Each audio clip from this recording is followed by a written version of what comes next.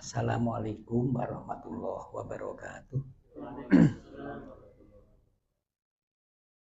Ila hadratin Nabi Mustafa Rasulillah Muhammad sallallahu alaihi wasallam wa ila jami ahlil kubur minal mu'minin wal mu'minat wal muslimin wal muslimat wa ila arwahi abaina wa ummahatina wa jaddatina wa jaddatina wa limani jatama'na hauna bisababihim wa nakhusu ila musannifin dari kitab semasul nasib wa nafa'na bi ulumi fid ini syai'ulillahi lana wa lahumul fatihah. A'udzu billahi minasyaitonir rajim. Bismillahirrahmanirrahim. Alhamdulillahirabbil alamin arrahmanir rahim maliki yaumiddin. Iyyaka na'budu wa iyyaka nasta'in ihdinas siratal mustaqim. Siratal ladzina an'amta 'alaihim ghairil maghdubi 'alaihim waladdallin. Amin. Alhamdulillahirabbil alamin. Wassalatu wassalamu ala asrofil mursalin. Sayyidina wa maulana Muhammadin wa ala alihi wa ashabihi ajmain. Rekan-rekan, mas-mas, mbak, ada mbaknya? Enggak ada ya. Kita manfaatkan 20 menit ke depan. Mari sama-sama satu fokus 20 menit ke depan. Kita memanfaatkan waktu ini untuk mengetahui sebagian tentang Rasulullah, tentang Nabi, tentang Rasul. Setiap agama ini sebuah keniscayaan harus ada Nabi. Kalau tidak ada Nabi, agama ini bukan mengurus hanya dunia. Kalau dunia ini sekalipun nggak ada petunjuk, akibatnya kan langsung. Jadi nggak apa-apa ya. Jangan lewat sana, licin. Itu kalaupun nggak ada penjelasan, kalau udah lewat jatuh, geblak kan kapok. Nggak lewat sana udah gitu ya. Akibatnya kan langsung. Makan sambal buahnya ya sakit perut, mencret langsung gitu. Tapi kalau tidak sholat, tidak puasa itu kan akibatnya nggak langsung. Sehingga memang harus ada yang bimbing. Dari Gusti Allah kepada manusia ini mesti harus ada perantara. Kalau tanpa perantara, seperti Nabi Musa bilang, Qala Robbi arini, wahai Tuhanku, perlihatanlah, tunjukkanlah kepadaku, angdur ilaika, aku supaya bisa melihatmu. Nabi Musa begitu. Maka Allah menjawab, lantaroni, kamu tidak akan sekali-kali bisa melihatku. Walakin undur ilal jabal. Tapi lihatlah ke gunung itu. Fa'inistaqarra makanahu, kalau gunung itu tetap bertahan ada dalam posisinya, ya fasaufa taroni. Itu artinya kamu akan bisa melihatku.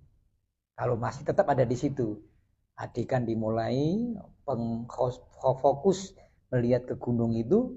Falamma tajala rabbuhu, maka ketika Allah menunjukkan, menampakkan lil jabali kepada gunung, yang ditampakkan itu kekuatannya.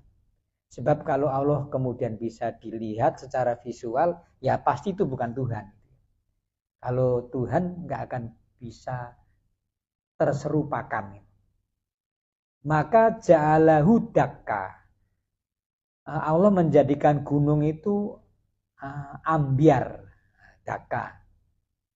Seperti gedung di Jalan Hasanuddin Tempo Hari yang kena banjir itu brek gitu ya. Dakka itu seperti itu. Gunung itu ambiar, wa khara lan jungkel sapa Musa soika semaput. Nabi Musa itu langsung kaget semaput. Semaput lama enggak sadar itu.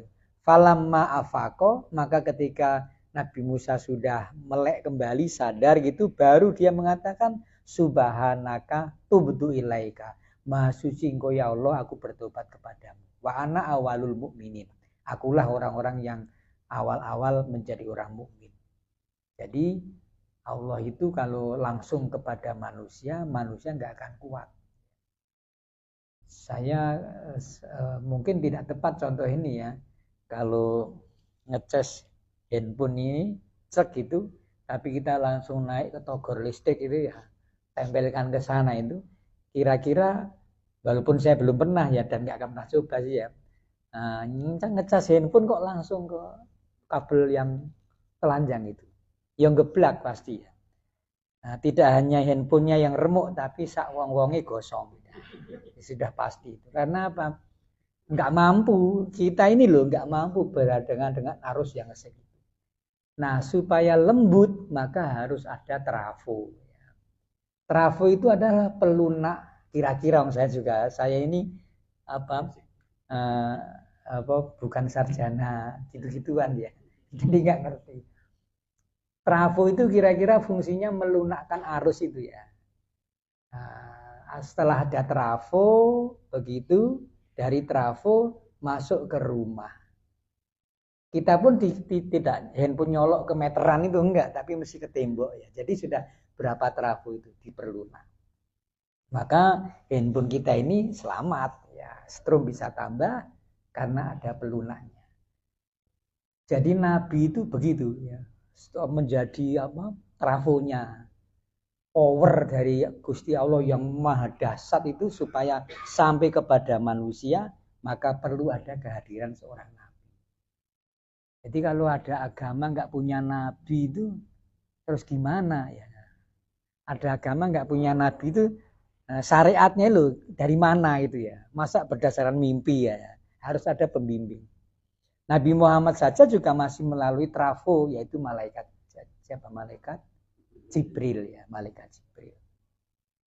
Nah, Rasulullah yang sudah siap ini satu-satunya ya Nabi Muhammad itu, nggak ada yang lainnya lagi ya, yang menghaluskan arus dari Allah itu. Nah, Rasulullah itu lahir ke dunia memiliki perilakunya itu ada yang universal. Biasanya kalau pas asrokolan itu mau beri diri mesti dibaca laqad ja'akum rasulun min anfusikum azizun alaihi ma anittum, terus harisun alaikum, terus bil mu'minina raufur rahim. Jadi 3. Ini ada 3 karakter universal yang dimiliki Rasulullah. Jadi seluruh perilaku Rasul itu kembalinya ketika ini. Azizun alaihi ma'anitum. Azizun terasa berat alaihi atas Nabi Muhammad, ma'anitum apa-apa yang kamu jadi sengsara. Jadi Nabi Muhammad itu terasa berat, tidak nyaman kalau umatnya itu sengsara. Jadi kalau ada umatnya sengsara, sengsaranya Nabi itu melebihi dari umat yang sengsara itu.